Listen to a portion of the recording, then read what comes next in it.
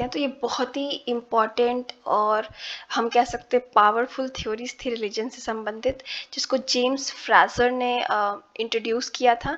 तो इन्होंने क्या किया कि इन्होंने बहुत सारे मिथ, फोकवेयर्स, रिलीजियस बिलीफ वगैरह को स्टडी किया एंड उसके बाद इन्होंने बहुत सारे रिलीजन, नॉन वेस्टर्न प्रैक्टिसेस, मतलब जो वेस्टर्न कंट्रीज़ में नहीं है, अदर कंट्रीज़ के लिए उन सबको मतलब बहुत स्टडी की। उसके बाद इन्होंने भी फ्रेजर के लाइक एक तरीके से एक थ्योरी देने की कोशिश की और इन्होंने भी एक चीज़ बात बोली कि कोई भी डिफरेंस नहीं होता रीजनिंग और रैशनैलिटी में, human across ages, different ages में, ठीक है। तो ये भी इवोल्यूशनरी थ्योरी देते हैं। तो इवोल्यूशनरी थ्योरीज क्या होती हैं, फेजेस में डिवाइड होती हैं, स्टेज बाय स्टेज, कि पहले ये लेवल आएगा, जैसे कि आप मॉर्गन का देखें तो उसमें बोलते हैं कि सबसे पहले सवेजरी आया, फिर बार्बरिज्म आया, फिर सिविलाइजेशन आया, 3 लेवल में डेवलपमेंट हुआ है, ठीक है। तो इनके हिसाब से जो अर्लीस्ट स्टेज था ह्यूमन एग्जिस्टेंस का, जिसमें कुछ था, तो वो मैजिक था। तो ये कहते हैं कि सबसे पहले समाज में क्या था, मैजिक। हाँ, मैजिक के बाद आता है रिलीजन और रिलीजन के बाद आता है साइंस, ठीक है। और उन्होंने बहुत ही अच्छा एक दोनों के बीच में एक डिफरेंस भी बताने की कोशिश की कि मैजिक मतलब जादू और रिलीजन, धर्म में क्या अंतर है, और इनसे पहले किसी ने ये करने की कोशिश नहीं की। इनके हिसाब से जो मैजिक है, यानी जो सबसे पुराना एंशिएंट टाइम पे जो था, और जो साइंस है वो काफ़ी हद तक सेम है, प्रैग्मेटिक है। रीज़न क्या है कि बहुत प्रैग्मेटिक होने का रीज़न ये है, प्रैग्मेटिक मतलब प्रैक्टिकल है, ठीक है। क्योंकि इन लोग फिलॉसफी और इस सब चीज़ों पे नहीं ध्यान देते हैं, ये लोग एक्शन में बिलीव करते हैं। जैसे मान लीजिए कि हम मैजिक में क्या करते थे कि हमने कोई मंत्र पढ़ा, मतलब एक जनरल मैजिक जो हम जानते हैं उसकी बात करते हैं, और शू किया और चीज़ें हो गई, ठीक है, एक्शन में बिलीव कर रहे हैं। रिलीजन में हम क्या कर रहे हैं, हम प्रे कर रहे हैं कि हो जाए, वहाँ हम कुछ खुद से नहीं कर रहे हैं। मैजिक में हम खुद से करने का प्रयास कर रहे हैं। तो आप होप समझ में आपको आ गया होगा। तो मैजिक इसी वर्ल्ड के बारे में है, रिलीजन दूसरे वर्ल्ड के बारे में, डिफरेंस है, ठीक है। इस वर्ल्ड के बारे में क्यों, हमारी जो अभी की समस्या है उसको सॉल्व करने की कोशिश करते हैं, उस पर ध्यान देते हैं इतना, और हम ये नहीं सोचते कि कोई ऊपर वाला है जो कंट्रोल कर रहा है, हम खुद कंट्रोल करने की कोशिश करते हैं। प्रैक्टिकल है, प्रैक्टिकल नहीं है, क्योंकि यहाँ पे इन्होंने साइंस से इसीलिए कंपेयर किया कि हम फ्यूचर का नहीं देख रहे हैं, चाहे हम बैठ के प्रे नहीं कर रहे हैं या हम किसी और पर डिपेंडेंट नहीं है, हम कोशिश कर रहे हैं कि खुद से कुछ चेंज लाने की कोशिश करें। जैसे साइंस में अब हमने ये तो नहीं किया ना, जब कोविड आया तो चलो बैठ के प्रार्थना करते हैं वैक्सीन आ जाएगा। साइंस में हमने क्या किया कि हम खुद जाके मेडिसिन ढूंढ के लाए, खुद जाके हमने इंजेक्शन ढूंढा। तो ये लाइक एक्शन ओरिएंटेड है, हम तुरंत एक्शन कर रहे हैं, इसीलिए इन्होंने मैजिक को साइंस से किया। इसमें भी लोग कोशिश करते हैं कि हम इसका सोल्यूशन तुरंत ढूंढें। ये नॉलेज पे है, मैजिक समझने के लिए आपको नॉलेज चाहिए, या स्पेल वगैरह जो करते थे, जादू वगैरह, ये फेथ पे, विश्वास पे कि ऊपर वाला करेगा एक दिन। ये रैशनल है, काफ़ी ज़्यादा तर्क वितर्क पे बेस्ड है, ये इरैशनल है। आप क्वेश्चन कर सकते हैं कि मैजिक कैसे तर्क वितर्क पे है, बट हम बहुत पुरानी सोसाइटी की बात कर रहे हैं, ठीक है।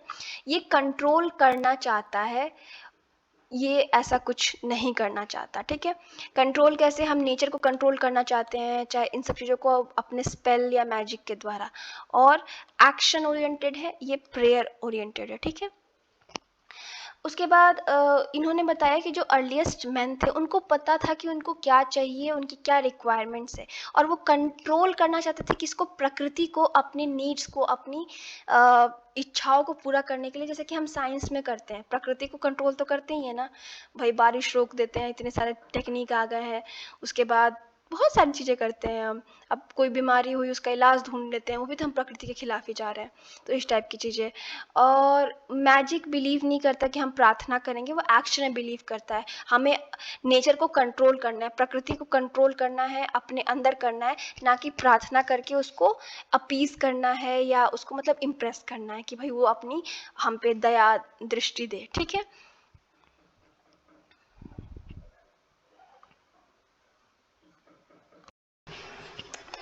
सो फ्राजर के अकॉर्डिंग जो प्राइमेटिव माइंड था, यानी एंशियंट टाइम पे जो लोग रह रहे थे या उस पुराने टाइम के लोगों का, वो सेम लॉजिक और प्रिंसिपल फॉलो करता जो मॉडर्न मैन या मॉडर्न साइंटिस्ट लोग फॉलो करते हैं, like cause and effect relationship, casual connection between phenomena, in order to explain them. The magician took look for casual connection in order to control the phenomena. So basically क्या है, अगर हम example लेते हैं कि connection देखना है दो चीज़ों के बीच में, तो लाइक रिलीजियस अगर हम पाथ देखें तो रिलीजन में हर चीज़ जस्टिफाइड नहीं होती, धर्म में हम हर चीज़ें करते हैं वो जस्टिफाइड नहीं होती, पर मैजिक में वो इसी तरीके से रास्ता मतलब चूज करते थे, या मैजिक का रास्ता इस तरीके से था कि वो कनेक्शन दिखाते थे, लाइक वो लोग चीज़ों को कंट्रोल करने की कोशिश करते थे, कॉज एंड इफेक्ट रिलेशनशिप, मतलब आप ये करोगे तो वो होगा टाइप, ठीक है ठीक है, जिस तरीके से साइंटिस्ट सोचते हैं ना कि देखिए मान लीजिए कोई बीमारी है तो दैट इज कॉज, अब उसका इफेक्ट क्या हो रहा है कि बहुत लोग मर रहे हैं, तो वो कॉज इफेक्ट हो गया उसका, तो अब बीमारी है तो उसका हम सॉल्यूशन ढूंढेंगे ही, तो उसका हम मेडिसिन ढूंढ के देंगे या उसका सॉल्यूशन का, तो वो इसी तरीके से वो लोग भी करते थे, मतलब वो लोग सॉल्यूशन ढूंढने की कोशिश करते थे, प्रेयर में उतना बिलीव नहीं करते थे। जैसे कि एग्जाम्पल लेते हैं, आपको इंडिया में तो ये एग्जाम्पल बिल्कुल मतलब लागू होने वाला मिलेगा, ये एग्जाम्पल बहुत ही एक्यूरेट है। लोग मानते हैं कि जॉन्डिस और येलो, मतलब जो जॉन्डिस है ना वो कुछ ना कुछ येलो पीले चीज से कनेक्टेड है, जॉन्डिस होना, ठीक है, पॉजिटिव या नेगेटिव डिपेंड करता है।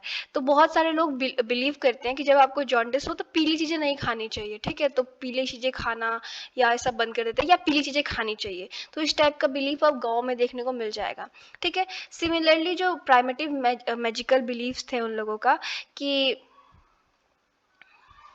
मान लीजिए कि आपके नाखून ले लिया, आपका बाल ले लिया, और उससे आपने मूवीज में बहुत सारा देखा होगा, डॉल बना लिया, उसके अंदर हम पिंच कर रहे हैं कि उस इंसान को होगा, तो इस टाइप का वो लोग सिस्टम ढूंढने की कोशिश करते, जैसे कि वूडो डॉल की बात यहाँ की गई है कि उसमें हम इमेजिन कर लेते थे उस पर्सन का हमने बाल तोड़ के ले लिया, उस डॉल में लगा दिया, और फिर उसके ऊपर हम वो रेड कलर या जो भी होता है वो डाल के फिर मंत्र वंत्र पढ़ते थे कि इसके साथ ये हो जाए, ठीक है, तो इस टाइप से। एंड इसीलिए मैजिक और प्राइमेटिव साइंस या साइंस को इन्होंने जोड़ा है, and put religion a set of higher value than human acquire only after gaining a few step in a ladder of cultural evolution, ठीक है। तो रिलीजन को इन्होंने मतलब साइंस और मैजिक को तो almost primitive science and magic को इन्होंने एक ही लेवल पे लिखा है, रिलीजन थोड़ा और बियॉन्ड हो जाता है, जिसमें आप एक हायर शक्ति से एक्सपेक्ट करते हो कि वो आपके लिए कुछ करे, ठीक है। तो इसीलिए टाइलर ने स्टार्ट में ही कहा था कि जो पुराने टाइम के जो लोग थे या नए टाइम के लोग हैं, उनके जो थिंकिंग है, तर्क वितर्क है, उसमें बहुत डिफरेंस नहीं है, ठीक है, ठीक है, मतलब ऑलमोस्ट एक ही टाइप की थिंकिंग थी। उसके बाद ये बिलीव करते हैं कि इन्होंने जैसे 3 लेवल पे डिवाइड किया था ना कि मैजिक, रिलीजन एंड साइंस, ये बिलीव करते हैं कि जो इमर्जेंस जो साइंस होगा वो dominant mode of thinking as present, that is 19th century for him.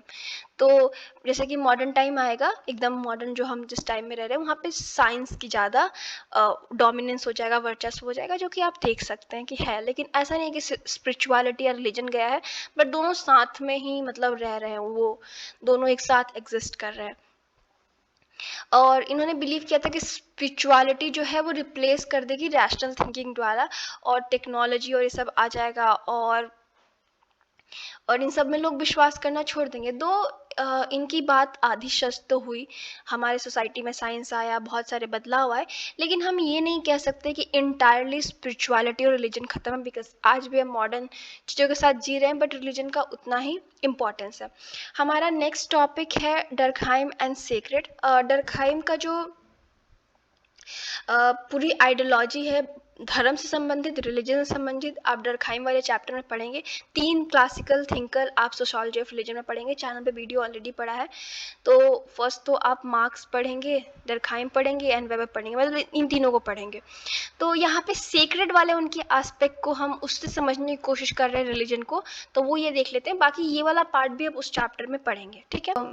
Structure functional school है, उसके तरफ एक एथनोसेंट्रिसिज्म का वो लगाया जाता है कि इस स्कूल के जो क्लासिकल या प्रीवियस थिंकर्स थे वो एथनोसेंट्रिक थे।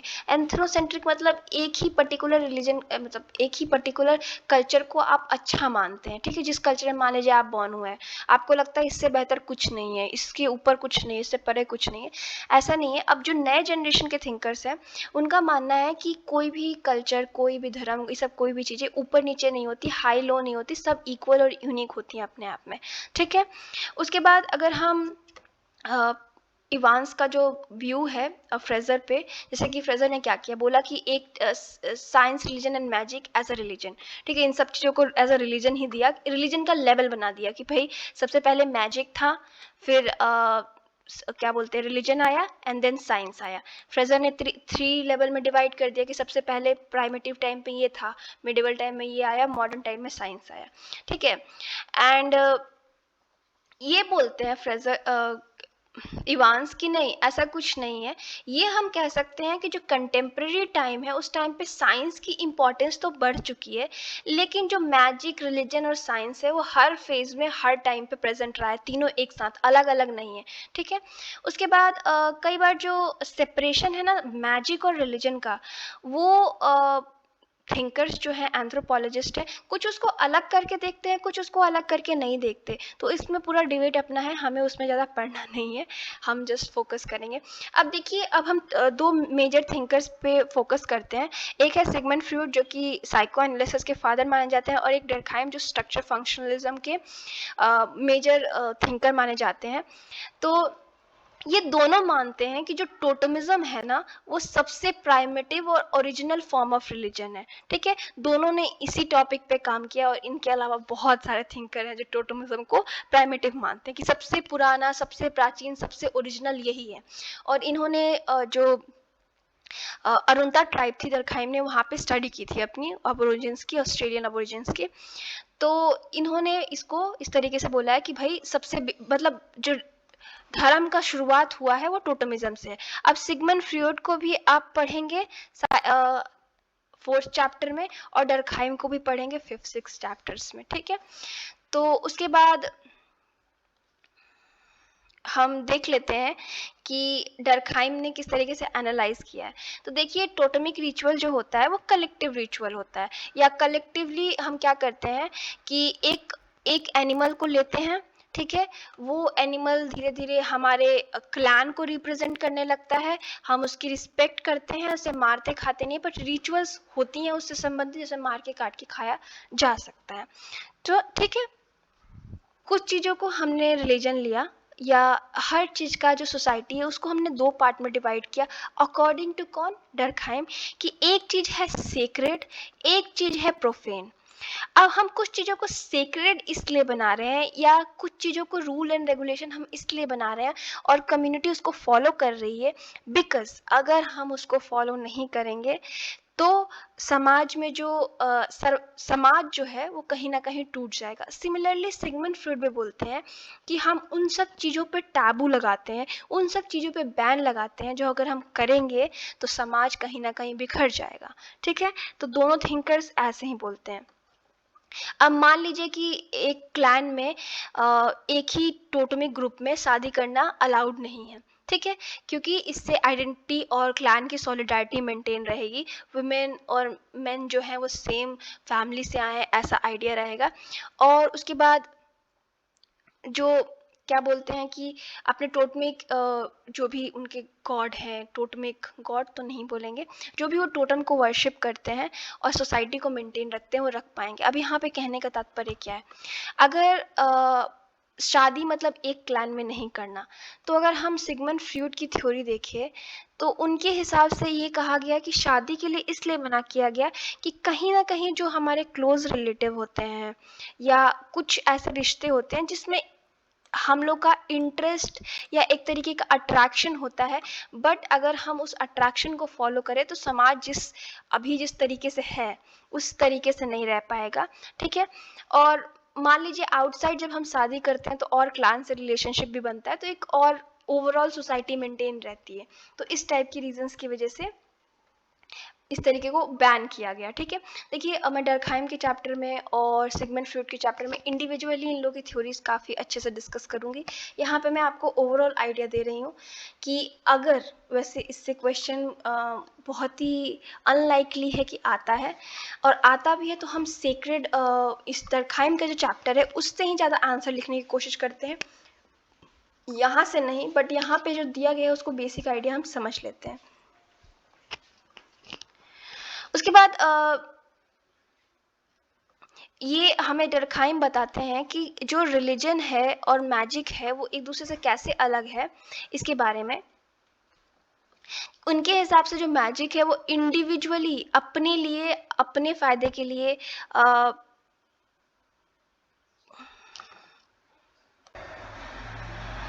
देखिए, तो यहाँ पे डर्कहाइम हमें दो डिफरेंस बताने की कोशिश करते हैं कि मैजिक और रिलीजन में क्या है।